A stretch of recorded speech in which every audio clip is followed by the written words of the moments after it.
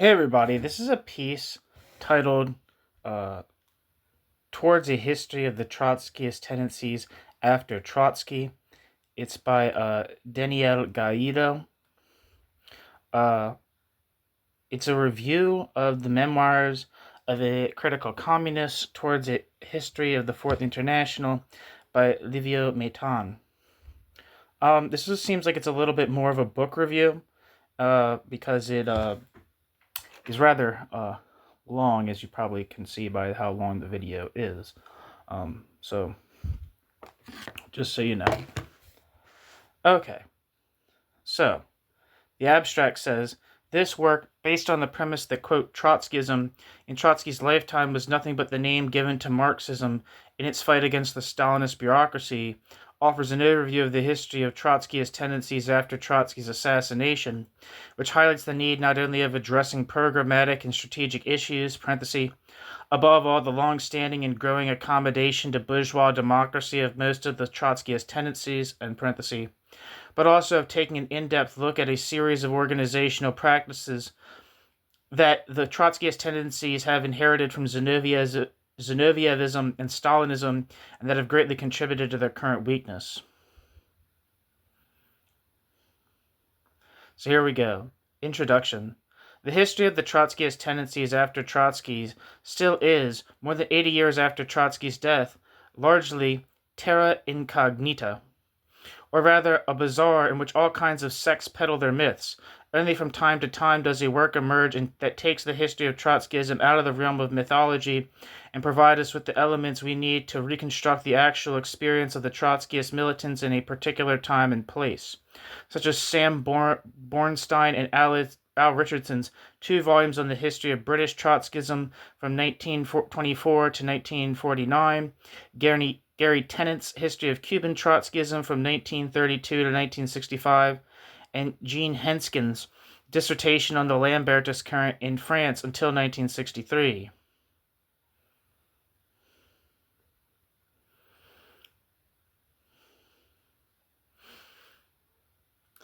This is regrettable because, quote, Trotskyism in Trotsky's lifetime was nothing but the name given to Marxism in its struggle against the Stalinist bureaucracy.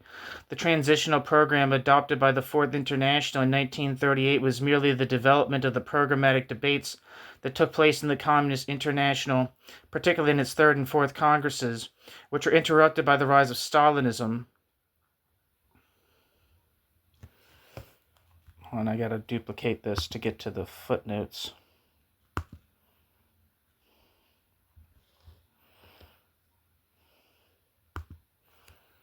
Or the end notes, excuse me.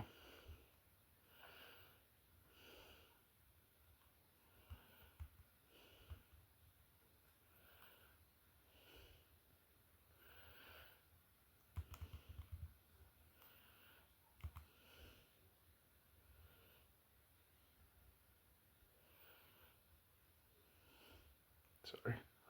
I know this is annoying. They're not even particularly...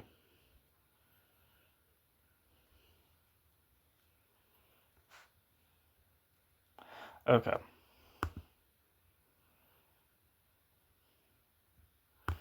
So, anyway. Those who believe, as the First Congress of the Socialist International held in Paris in July 1889 affirmed, that, quote, that the emancipation of labor and humanity cannot occur without the international action of the proletariat, organized in class-based parties, which seizes political power through the expropriation of the capitalist class and the social appropriation of the means of production, end quote, cannot, therefore, but take, quote, Trotskyism as an obligatory reference point.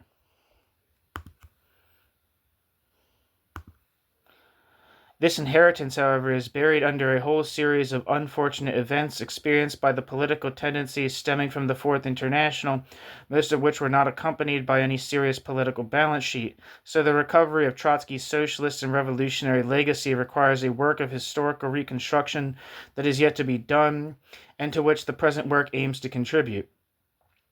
The works available so far fall into 2 main categories: monographs such as those mentioned above, restricted to a country and often to a specific Trotskyist tendency for a limited period of time, or general reviews written from the point of view of one of those tendencies, generally of an apologetic character, even if such apology is not without self-criticism, for example, the books of Frank and Moreau, written from the point of view of the, quote, United Secretariat of the Fourth International, end quote, end parenthesis. Footnote. An exception to this rule is Robert J. Alexander's monumental academic reconstruction, International Trotskyism 1929 to 1985, a documented analysis of the movement, published in 1991. Unfortunately, Alexander's book is not organized chronologically, but alphabetically, making it difficult reading for the uninitiated, to which should be added the fact that, having been written 30 years ago, it does not include an analysis of the involution of Trotskyism after the dissolution of the Soviet Union. End footnote. To this last category belongs the most recent, quote, History of the Fourth International, written by Livio Maitan, published in Italian under the title Per una storia della Fourth Internazionale, la testimonianza di un comunista controcorrente, and recently translated into English by Gregor Benton as Memoirs of a Critical Communist Towards a History of the Fourth International. Footnote. Since the title of the Italian original has been shifted to the subtitle, it should be pointed out that this is not Livio Maitan's autobiography, which is entitled La strada percorsa dalla resistenza ai nuovi movimenti, lettura critica e scelte alternative, and which has not yet been translated from the Italian. End footnote. Maitan's book tells the history calamitatum of the Fourth International from the point of view of its official leadership, to which Maitan belonged, until the split in 1953, then from the point of view of the International Secretariat led by Michel Pablo, and from its creation in 1963, from the point of view of the United Secretariat of the Fourth International until the death of the author, given that the United Secretariat was, for better or for worse, the dominant Trotskyist current for most of the period under consideration, and that it continues to exist to this day, a critical reading of Maitan's work is a good introduction to the subject of the history of Trotskyist tendencies after Trotsky. New section. The Second World War and the Democratic Counter-Revolution in Western Europe. The first chapter of Maitan's book deals cursorily with the, quote, dramatic battles of the 1930s and early 1940s, end quote, without explaining why the European Trotskyist organizations emerged very weakened, both numerically and programmatically, from the Second World War. In the paradigmatic case of France, this is due to the policy of sectarian abstentionism in the face of resistance to the Nazi occupation adopted by the French Trotskyists after the arrest of their main leader, Marcel Hick, by the Gestapo in October 1943. This policy, which continued during the liberation process, was carried out with the support of the European Secretariat of the Fourth International led by Michel Pablo. The Stalinist parties, on the contrary, were transformed into mass organizations of the working class in countries like France and Italy, primarily because of their role in the resistance, even though that participation had a chauvinist, popular frontist, pro-imperialist character. Their sectarian policy turned the post-war Trotskyist organizations into groups of at most a few hundred people confronting Stalinist parties, often comprising hundreds of thousands of workers, as in France and Italy.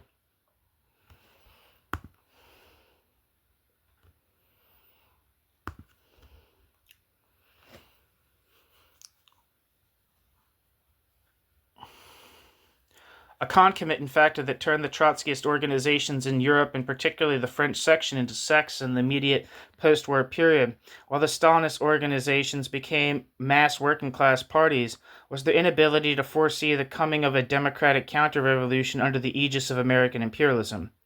The outbreak of the Second World War found U.S. Trotskyism divided into two organizations, the Socialist Workers' Party led by James Cannon and the Workers' Party led by Max Shachtman. The downfall of Mussolini on the 24th of July, 1943, resulted in the appearance of a third current, a minority within the Socialist Workers' Party led by Felix Mauro, Jean van Huysenoort, and Albert Goldman, confronting the Socialist Workers' Party leader's line, according to which U.S. imperialism would operate in Europe through, quote, Franco-type governments, end quote. The minority argued that imperialism would use democratic regimes to stem the advance of the revolution, propping them up with economic aid, and that it would be helped in this task by the socialist and communist parties, which would revive the policy of class collaboration known as the Popular Front. The task of the European Trotskyists was therefore to wrest control of the masses from those parties through democratic and transitional demands, a democratic republic, a constituent assembly, etc., that would help the workers discover the anti-socialist agenda of their mass organizations through their own experience. The Morrow-Goldman-Huysenoort tendencies and glorious ending precluded any serious analysis of the consequences of the policies pursued by the Socialist Workers' Party leadership, which were extended to Europe by the European Secretariat of the Fourth International, now led by Michel Pablo. Felix Maro's swan song in the Socialist Workers' Party was the, quote, International Report, submitted on behalf of the minority to the June 1946 plenary, which asserted, quote, what hair-raising nonsense the majority has defended in the name of the unchanging program. In the name of the unchanging program, Comrade Cannon, you taught the following things: that our proletarian military policy means that we should telescope together overthrow of capitalism and defense of the country against foreign fascism, that the Polish revolutionists should subordinate themselves to the Russian army, that there is an objectively revolutionary logic brought about by the Russian victories, that naked military dictatorships are the only possible governments in Europe because it is possible to set up a new series of Weimar republics in Europe, that American imperialism is at least as predatory as Nazi imperialism in its methods in Europe, that it is theoretically impossible for America to help rebuild or feed Europe, that there are no democratic illusions in Europe, that there are no illusions about American imperialism, that amid the revolutionary upsurge it is reformist to call for the Republic in Greece, Italy, and Belgium or the Constituent Assembly, that to speak of a Stalinist danger to the European Revolution is only possible for a professional defeatist, that the fate of the Soviet Union would be decided by the war, but only careless people think the war is over.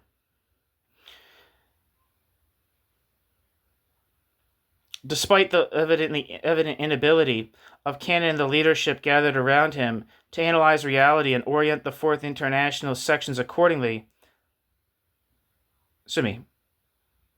I fucked that up because there's a page change. That the fate of the Soviet Union would be decided by the war, but only careless people think the war is over, end quote. Felix Mauro in the International Report.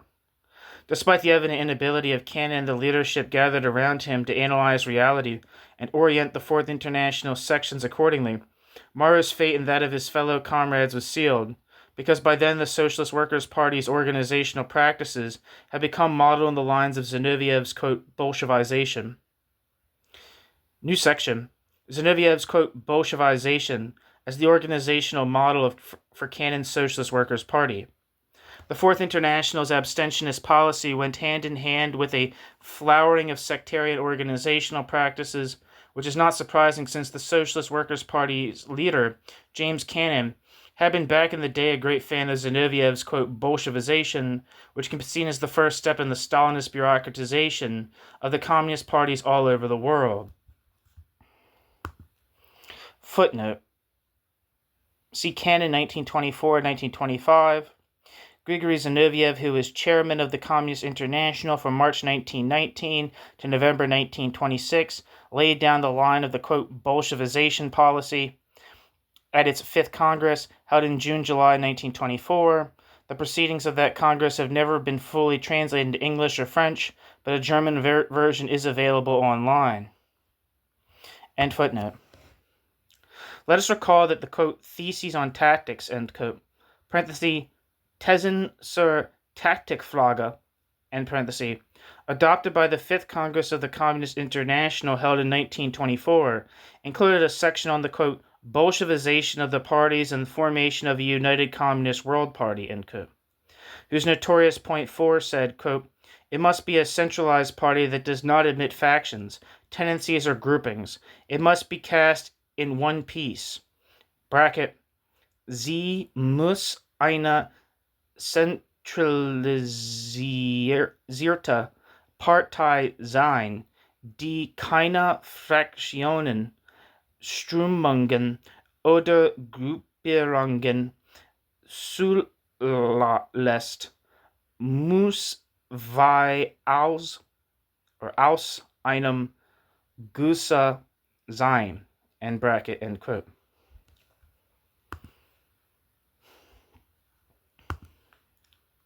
Zinoviev's, quote, Bolshevization policy not merely paved the way for the rise of Stalinism, but unfortunately is alive and well in the internal dynamics of most, quote, Trotskyist organizations today. Maitan reproduces this quote from Cannon's Conversations with Trotsky, quote, I think that the party in the eyes of the leading militants should be considered as a military organization. The party form should be much more considerably formalized in a deliberate form of hierarchical organization, end quote. Cannon. Needless to say, all this had nothing in common with Lenin's conception of party building, which took as its model a mass socialist party of the working class, parenthesis, the Social Democratic Party of Germany, in parenthesis, insofar as that model was at all applicable to the conditions of Tsarist autocracy in Russia. In April 1914, Lenin wrote to Inessa Armand, quote, but it is incorrect to say that the German party is the most opportunist party in Europe. It is nonetheless the best party, and our task is to adopt from the Germans all that is most valuable, parenthesis, the mass of newspapers, the large party membership, the mass membership of the trade unions, the systematic subscription to the newspapers, strict control over the parliamentarians. All the same, the Germans are better at this control than the French and Italians, not to mention Britain and so on, in parenthesis. Adopt all this without playing up to the opportunist, end quote. Lenin, 1914. It had nothing to do with Trotsky's conception of party building either. In his book, The Revolution Betrayed, Trotsky wrote, quote, the present doctrine that Bolshevism does not tolerate factions is a myth of the epoch of decline. In reality, the history of Bolshevism is a history of the struggle of factions. Indeed, how could a genuinely revolutionary organization, setting itself the task of overthrowing the world and uniting under its banner the most audacious iconoclasts, fighters and insurgents, live and develop without intellectual conflicts, without groupings and temporary factional formations, end quote. Trotsky. I don't believe that this was the idea that Trotsky had while he was in the left opposition in the Soviet Union. I'm pretty sure they were at pains to make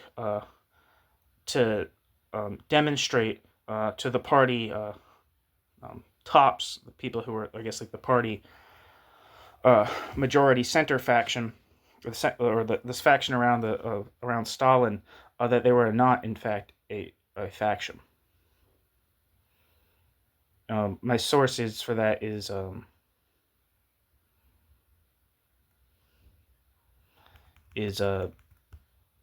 based on the work of Alexei Gusev and John Eric Merritt.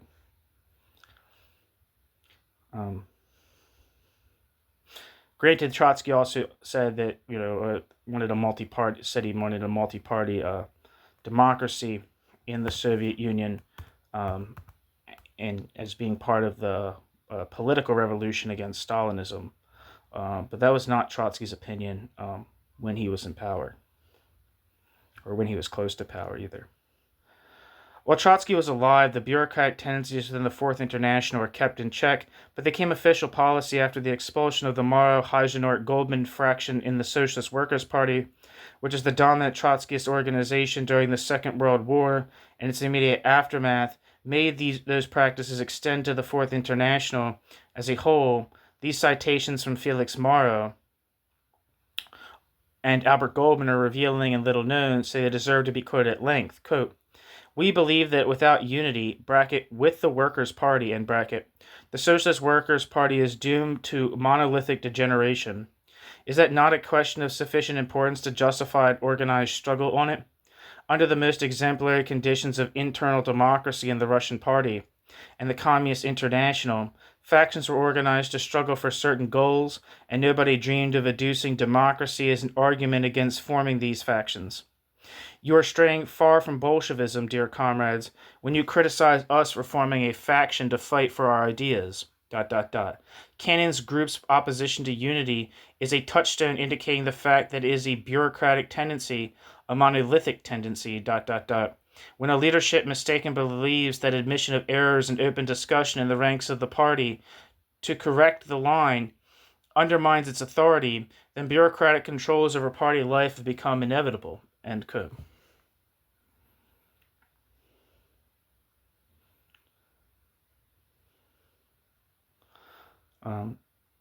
This is a continuation of the quote. The ideal is not to have factions and factional organs. By this I do not mean that the ideal is to have no differences.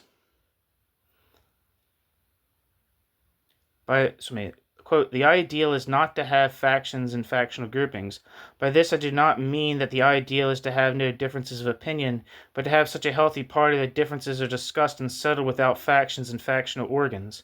But the point we are discussing is not some abstract ideal, but the attitude of the leadership of a party to the formation of factions and the publication of factional organs. The general rule should be recognized: no prohibition of factions or factional organs. The general rule should be recognized: no prohibition of factions or factional organs. Cannon gave us a dissertation on the looseness of the Socialist Party in this country prior to the First World War and to the organization of the communist movement. He told us that whoever wanted to and had the resources could and did publish a paper. He did not expressly say so, but the conclusion is that we must now not permit the existence of tendencies and tendency organs in the party. ... It is not difficult to get an admission from us that there are dangers inherent in freely permitting the existence of tendencies and tendency bulletins, but these dangers are far outweighed by the dangers of prohibiting factions and factional organs, that is, by the danger of monolithism.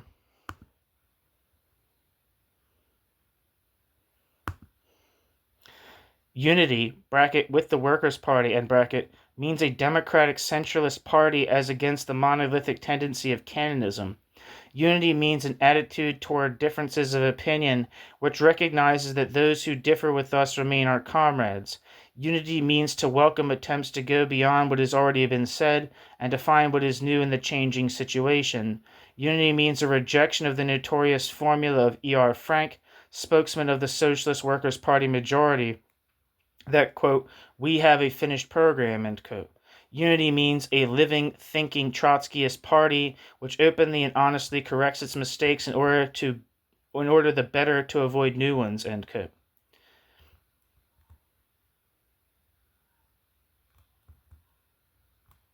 Felix Morrow and Albert Goldman. I have some pieces by Felix Morrow and Albert Goldman on the channel.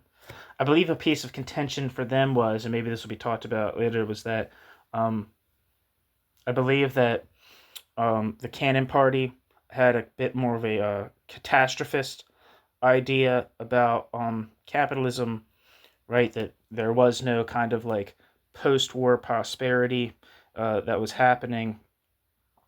But maybe I'm thinking of another group within the Socialist Workers' Party, whereas the majority of the Socialist Workers' Party held the idea that capitalism in the early 1950s was either in or heading for some immediate kind of like economic collapse, and did not accept the kind of like unprecedented prosperity of the 1950s as some kind of reality that needed to cope with. I'm not sure about that though, but I believe that's the case. Maybe that's another faction within the Socialist Workers' Party.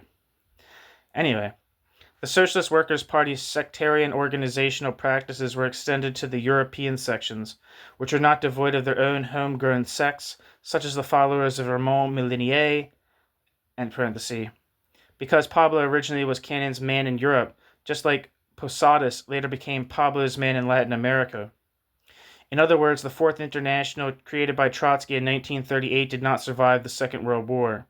It came out of that conflict with its sections decimated by repression, by its policy of abstentionism from the mass movements, particularly the resistance, and by its inability to foresee the course of events, particularly the adoption of a policy of democratic counter-revolution with the financial backing of American imperialism. For 10 years, from 1943 to 1953, the Fourth International experienced a long agony, characterized by the political disorientation of its leadership and by its insistence on the imminent outbreak of a Third World War. This disorientation manifested itself in an increasing accommodation to reformism, and particularly to Stalinism, which became particularly evident after the Tito-Stalin split in 1948. New section: The Titoist Interlude of the Fourth International. Maitan mentions that the Second World Congress of the Fourth International, held in Paris in April 1948, quote, was convened without any public announcement, end quote, but not the Byzantine gerrymandering of the national sections carried out beforehand to secure a majority of mandates for the canon Pablo tendency, a fact denounced at that time by Natalia Sedova Trotsky. As Trotsky's partner denounced it, quote, the division adopted by the IEC, bracket, International Executive Committee, end bracket, inevitably and bureaucratically assures it the majority of the World Congress, a majority which it will sit tight on while avoiding discussion of the major problems which are posed before our international, end quote. Natalia Sedova Trotsky. The proceedings of the Congress were never published, setting a precedent that was followed by all subsequent Congresses held by both the, quote, Pabloite and the, quote, anti-Pabloite organizations.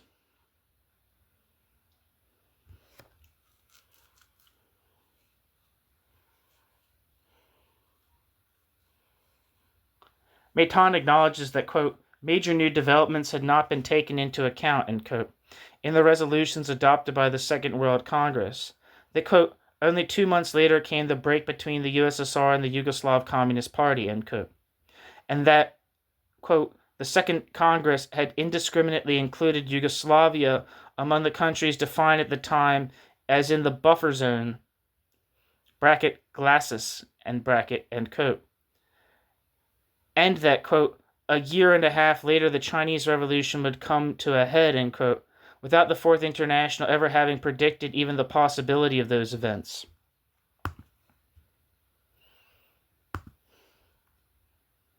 Ernest Mandel, the author of the Theses on, quote, the USSR and Stalinism, end quote, adopted by the Second World Congress of the Fourth International in April 1948, had written in April 1947, quote, we must denounce without surcase and without reservation all the crimes of Stalinism against the people in the buffer countries.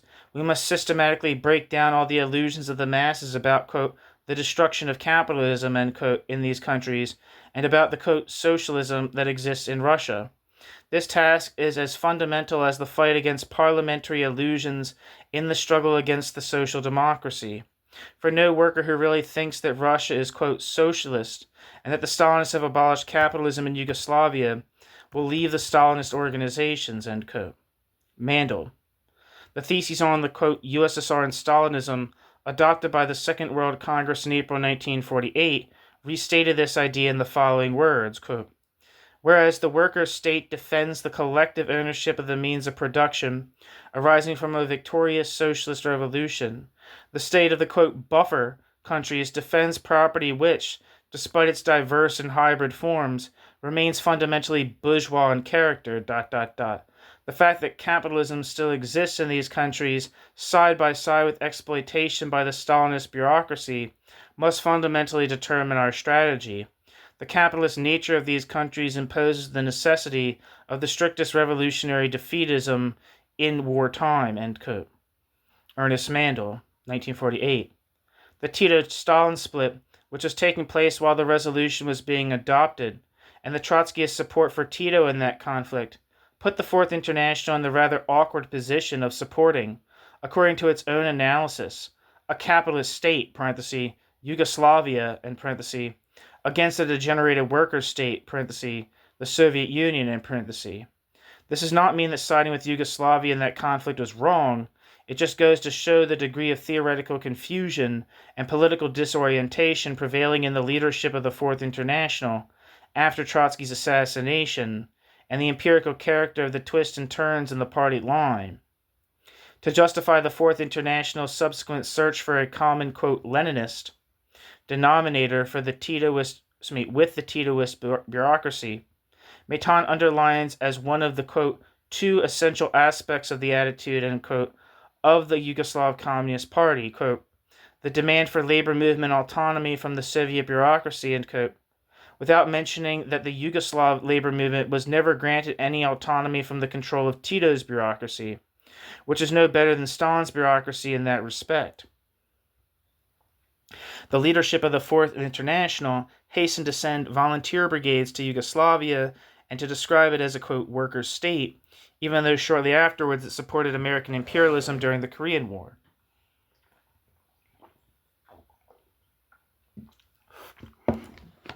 Lambert, for instance, wrote in May 1950 a rapturous description of Tito's Yugoslavia in which he said, quote, personally, I believe that I saw in Yugoslavia a dictatorship of the proletariat, led by a party which passionately wants to fight bureaucracy and impose workers' democracy. End quote. Pierre Lambert. All this opera buffa is called by Maitan a, quote, reaffirmation of some of the finest traditions of the workers' movement, end quote.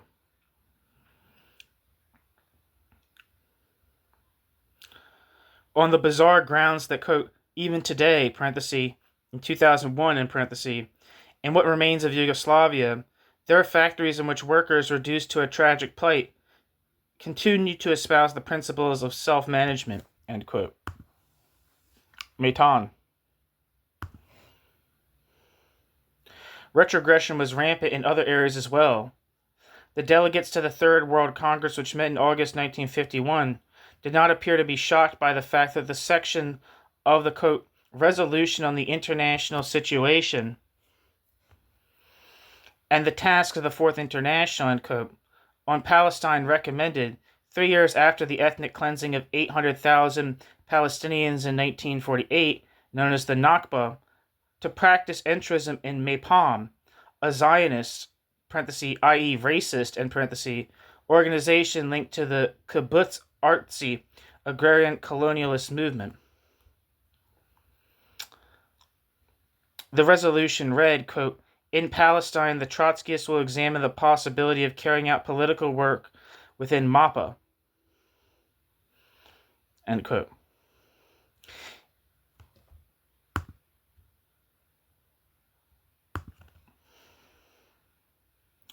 In the elections to the first Knesset, Israeli parliament, held on the 14th of February 1949, 2 years before the Second Congress of the Fourth International, Mapam, or United Workers' Party, received 19 seats, becoming the second largest party after the main labor Zionist organization, Mapai.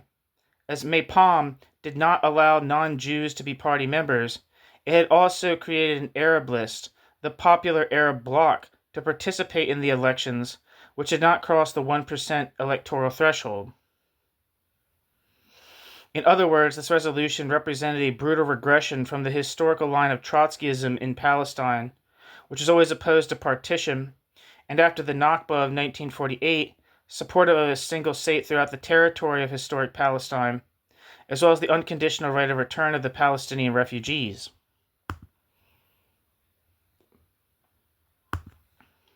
The Third World Congress, held in 1951, also adopted a, quote, resolution on the establishment of a Latin American Bureau, end quote, which put J. Posadas in charge of coordinating the work of the Fourth International in Latin America, with dire consequences for the development of Trotskyism in that region.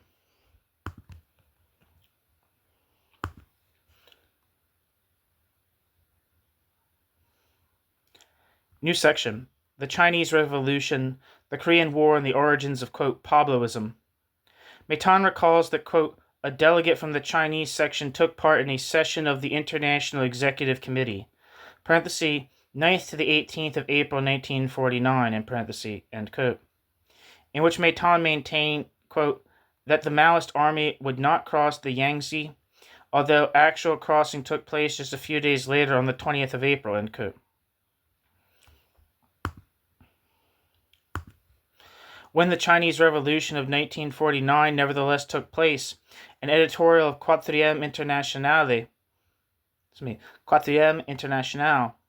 July to August 1949, concluded that, quote, there will be no progress towards socialism under this bastard regime, which remains fundamentally the social regime of capitalist relations, end quote.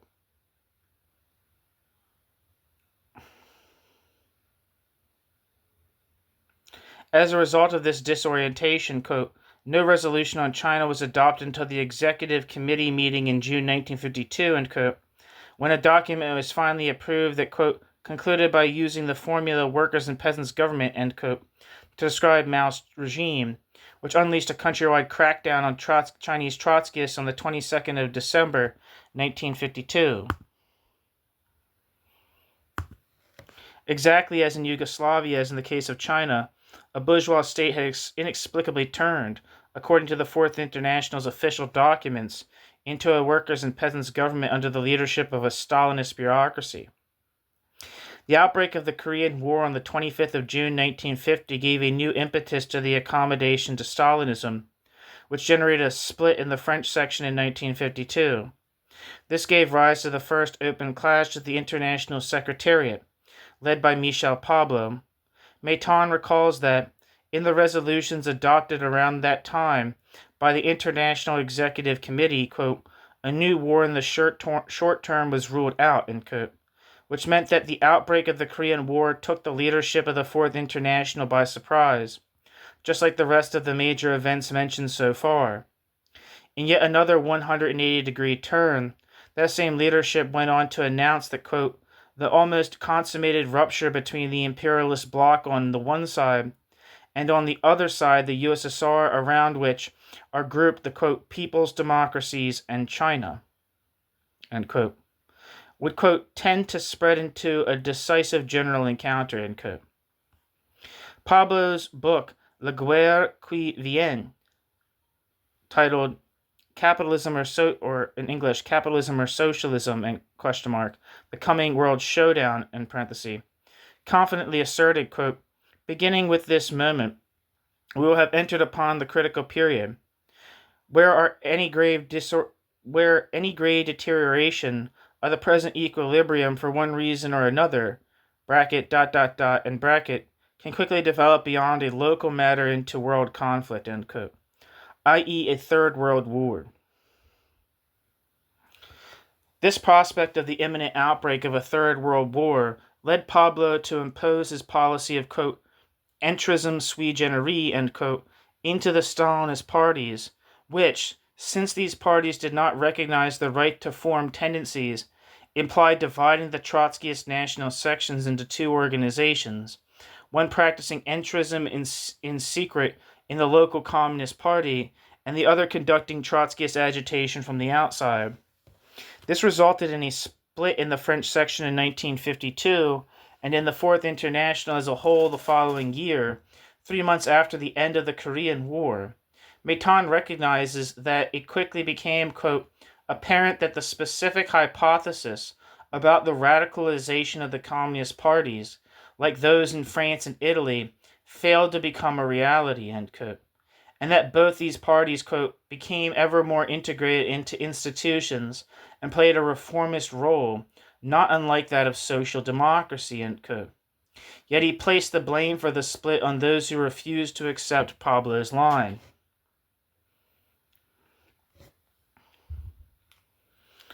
In all fairness to Pablo and Meitan, it should be pointed out that Pablo's main opponents, like Marcel Bleibtreu, also sought a way out of the political impasse in which the Fourth International, parenthesis, whose national sections had by then been reduced to a few dozen, or at most hundreds of members, in parenthesis, found itself in an accommodation to other variants of Stalinism, such as Maoism. Bleibtreu sang hymns of praise to the great helmsman in his document, Where is Pablo Going? These are his actual words from June 1951. Quote, we are compelled, on the contrary, to state that the disruptive element in the, quote, international Stalinist movement, end quote, as such is the Chinese Revolution, and that this celebrated co-leadership, far from being a disruptive element, expresses an inherently temporary compromise between the counter-revolutionary bureaucracy of the USSR and its negation, the Chinese Revolution, ... The Chinese Communist Party stopped being a Stalinist party and became a centrist party advancing along with the revolution, ... The Chinese Communist Party's declaration of its independence in regard to the Kremlin and its steps toward accomplishing the tasks of the permanent revolution, both in China and internationally, are events that will probably take place before imperialism can start a world war. End quote. Marcel Bleibtreu. This praise of assorted Stalinist bureaucrats was not an isolated incident. As we have seen, Lambert, Cannon, Healy et al. Have been ardent Titoists, together with Pablo from 1948 to 1951, which means that the, quote, Stalinist turn took place several years before the 1952-53 crisis, and that there was no substantial difference between, quote, Pabloism and, quote, anti-Pabloism as far as accommodation to Stalinism and to the reformist organizations and the labor movement in general was concerned.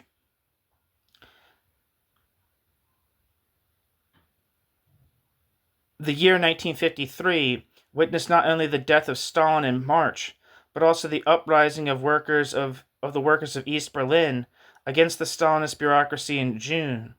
But the Fourth International once again managed to snatch defeat from the jaws of victory with its split of that year. The split of the French sections in 1952 was joined in 1953 by that of the American and British sections, although their leaders James Cannon and Jerry Healy had until recently supported the International Secretariat led by Pablo, and their break with Pabloism did not have a programmatic character, but was a maneuver aimed at maintaining control of their respective national organizations. All this meant that the 1953 split in the Fourth International was little more than the clash between minuscule apparatuses, in which programmatic debates were replaced by an exchange of, quote, open letters, replete with personal recriminations and professions of Trotskyist, quote, orthodoxy, beginning with the Socialist Workers' Party's denunciation of, quote, Pablo's revisionism in the, quote, letter to Trotskyists throughout the world, end quote, published in November 1953.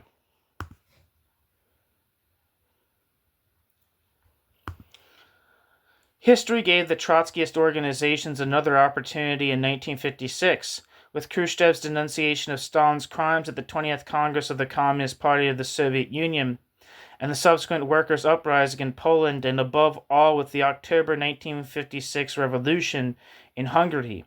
Quatrième Internationale, in its March 1956 issue, however, did not predict a workers' revolution, but, quote, a sharper differentiation, a break in reality between the advancing revolutionary wing and the Thermidorian wing of the bureaucracy, which is becoming increasingly isolated, end quote.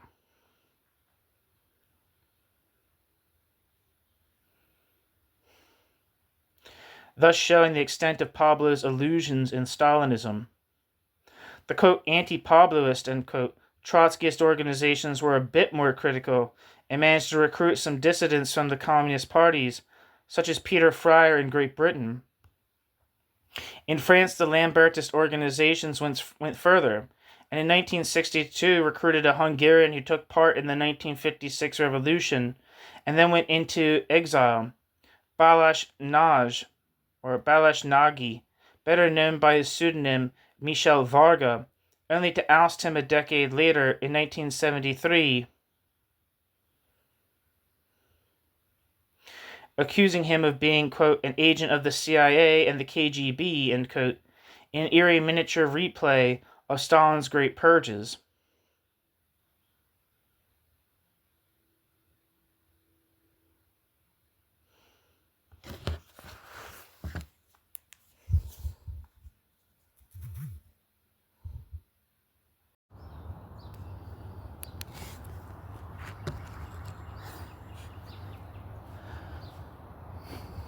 New section. The Cuban Revolution and the birth of the United Secretariat of the Fourth International. In July 1960, Michel Pablo and Sal Santen were arrested in Amsterdam, where the seat of the International Secretariat had been moved after de Gaulle imposed a Bonapartist constitution on France in 1958. They were indicted for helping to forge identity papers and trying to forge French francs for the Algerian National Liberation Movement. This led to a protracted crisis in Pablo's organization, the International Secretariat, which resulted in the departure in 1962 of the Latin American sections grouped around the Bureau Latinoamericano, led by J. Posadas, and in the eventual displacement of Pablo as secretary of the organization. In his criticism of Posadas, Maitan fails to mention the crucial question of the accommodation to Peronism, (the Argentinian version of the accommodation to Stalinism), which was rampant both in the local branch of Pabloism and in the, quote, orthodox, end quote, Secretariado Latinoamericano del Trotskyismo Ortodoxo, Slato, by Nahuel Moreno, and belonging to the, quote, International Committee, formed in November 1953 by the majority of the French, American, and British sections. While Moreno was the boldest in that direction, practicing entrism into the Partido Socialista de la Revolución Nacional, a pro-Peronist split in the Argentinian Socialist Party from 1953 to 1957, and into Perón's Partido Justicialista, I don't know if I'm saying that right, itself, from 1957 to 1964. Posadas also tail-ended the Peronist union bureaucracy with his line of creating a, quote, workers' party based on the unions, end quote. Partido Obrero basado en los sindicatos, POBS, end parenthesis. This resulted, according to the testimony of the Posadas militant Guillermo Almayra, in his memoirs, in, quote, sending a wreath of flowers to the funeral of, the leader of the metallurgical workers union, end Augusto T. Van Dor, an agent of capitalism, and, the military dictator Juan Carlos, end Onganía in the labor movement,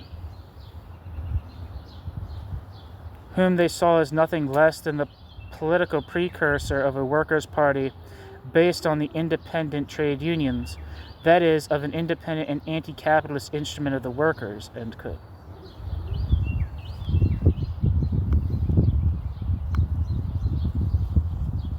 One second.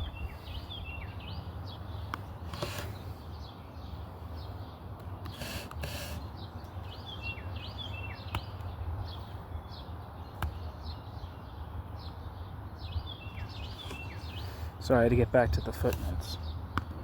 And that quote was Almayra.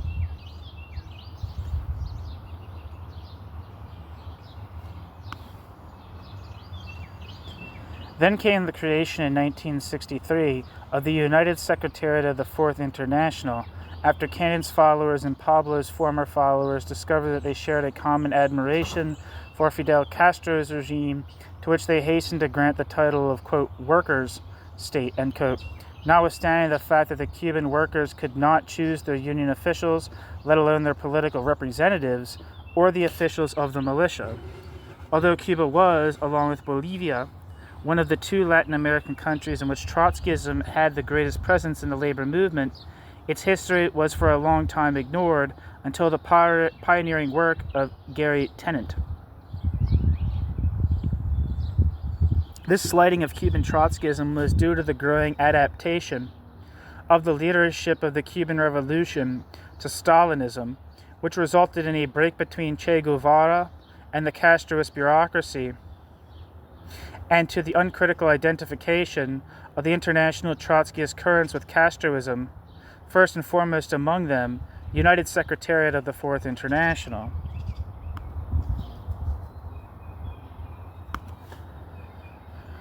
The declaration of the editorial board of Iskra, drafted by Lenin in 1900, read, quote, "Before we can unite, and in order that we may unite, we must first of all draw firm and definite lines of demarcation," end quote. Lenin. The United Secretariat followed the exact opposite approach, because according to Maitan, quote, "the question was, to accept reunification in principle and later proceed to actual convergences," end quote. On the basis of this method, or lack thereof, they were able to create an international organization in which the Socialist Workers' Party in the United States, which in principle believed that the historical subject that would carry out the socialist revolution was the working class, and that the tool it needed for that purpose was a class party, could coexist with someone like Maitan, who, according to his own testimony back in 1963, argued that the historical task at hand was, quote, "organizing an armed struggle on the basis of a peasant guerrilla army, extending it to an insurrectional struggle in the cities," end quote. Maitan. Despite this marriage of true minds, all was not well in the new international, created by the parenthesis according to the United Secretariat's numeration, which maintains the fiction of having its own congresses, numbered from the first Congress held by the Fourth International in 1938, end parenthesis, quote, Seventh World Congress, end quote, held in 1963. In particular, Pablo had not accepted the fact that he had been demoted from the post of Secretary of the Fourth International to that of head of its African Commission. The richness of the debates between Pablo and what he called the Mandel-Frank-Maitan, quote, Troika, can be gauged from the fact that in 1962 both Mandel and Pablo, despite their disagreements, found common ground in the argument that, quote, it was only a matter of time before Soviet industry caught up and overtook U.S. industry, end quote. Maitan. The following year, Maitan found Chinese Stalinism to be vastly superior to Soviet Stalinism. Parenthesis, quote, the Chinese arrive at a conception fairly similar to ours on the capital issue of identifying what will be the fundamental factor in the transition to socialism on a world scale, end quote. End parenthesis. Maitan. While Pablo believed that the USSR under Nikita Khrushchev, quote, was moving towards a firmer, more determined and clear role in support of the world revolution, end quote. Maitan. Finally, the Troika-led majority decided, quote, that the minority had chosen to leave the Fourth International, end quote. Parenthesis, a purge by any other name smells as sweet, end parenthesis. And, quote, the Eighth Congress ratified this acknowledgement, end quote, in 1965, although Pablo finally returned to the United Secretariat in 1993. Nonetheless, as pointed out by Vincent Pasumi in his review of the French version of Maitan's book, something new did come out of the formation of the United Secretariat in organizational terms. Quote, a mutation took place, the scope of which is not analyzed or theorized by Maitan. The International Secretariat really became a collective and left behind, de facto, the old, quote, Zenoviist, end quote, fractional and centralized conception, which was that of Pablo as well as that of the, quote, anti-Pabloite, end quote, currents, separated since 1953, end quote. Maitan. This remark is interesting because it identifies the actual organizational norms operating in most, quote, Trotskyist organizations, i.e. not, quote, democratic centralism, end quote, but Zinoviev's, quote, Bolshevization, end quote. Pasumi correctly points out that the United Secretariat, after the Socialist Workers' Party returned to the, quote, Pabloite fold, was run by a different organizational method, less closely aligned with the Stalinist model, which allowed for the formation of internal tendencies, something to which the incorporation of the organization led by Nahuel Moreno in 1964 also contributed. Footnote: the French section of the United Secretariat, the Ligue Communiste Révolutionnaire, LCR, and now the Nouveau Parti Anticapitaliste, is also organized along similar lines, although the Socialist Workers' Party retained, and indeed with the course of time carried to extremes, its organizational sectarianism. End footnote. This also means that the United Secretariat, unlike the other Trotskyist currents, was not organized as a cultist sect centered around a guru who could say, "Le parti, c'est moi," or "the party is me." The only one who could claim that title after Pablo's departure was from the International Secretariat was Ernest Mandel, but as Al Richardson remarked in his obituary, Mandel's actual role in the United Secretariat was rather the opposite of that of a leader. Quote, unlike the usual situation in the labor movement, where leaders generally stand on the right of their organizations, Mandel always stood to the left of his rank and file, providing them with the rationale they needed for policies that moved further and further away from the concerns of the working class as time wore on. Third World Stalinism, peasant guerrilla warfare, pacifism, Folkismo, the student revolution, and red bases in the universities, ecology, feminism, animal rights, you name it, they trailed after it. They were, of course, not leaders of anything but, quote, dedicated followers of fashion, end quote, and Mandel was always on hand to provide them with the Marxist-sounding rationalization they required. As Peng Shuji remarked when he first came to Europe, quote, he reminds me of Bukharin, end quote. For, as did Bukharin with Stalin's Comintern, he justified every wretched opportunist turn of his international organization, and at every such turn more of the organization splintered.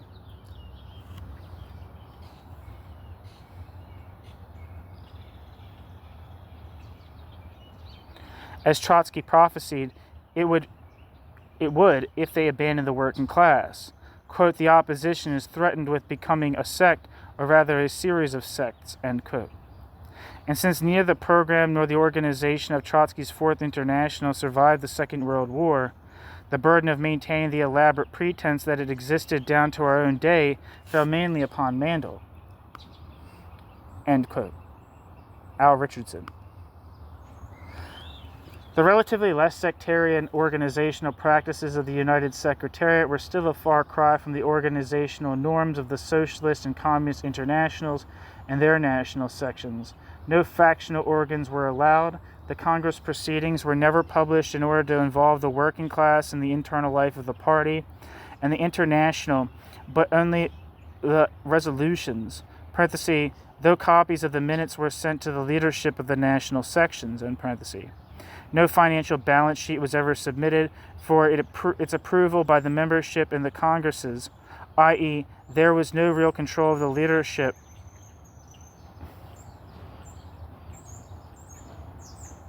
of the, quote, abandoned... The fuck? Where the hell am I?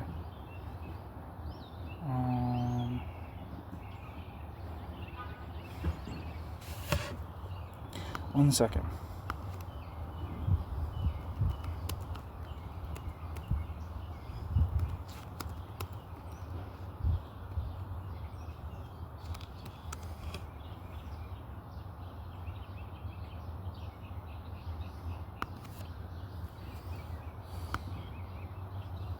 Sorry, there's some kind of fucking mess up here.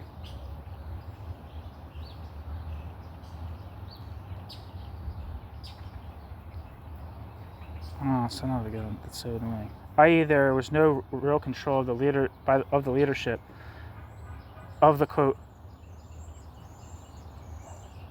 See, and then there's a quote here, but it's like cut off. So it's like, abandon the working class. The opposition is threatened with becoming a sect, or rather a series of sects, end quote. And since neither the program nor the organization of Trotsky's Fourth International survived the Second World War, the burden of maintaining the elaborate pretense that it existed down to our own day fell mainly upon Mandel.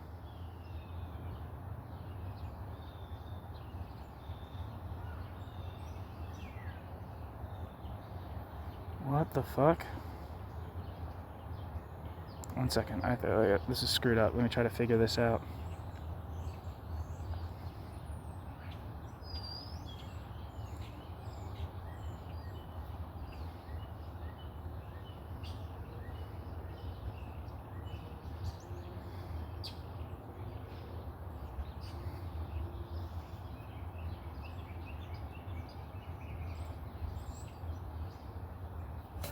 Alright, this is trash.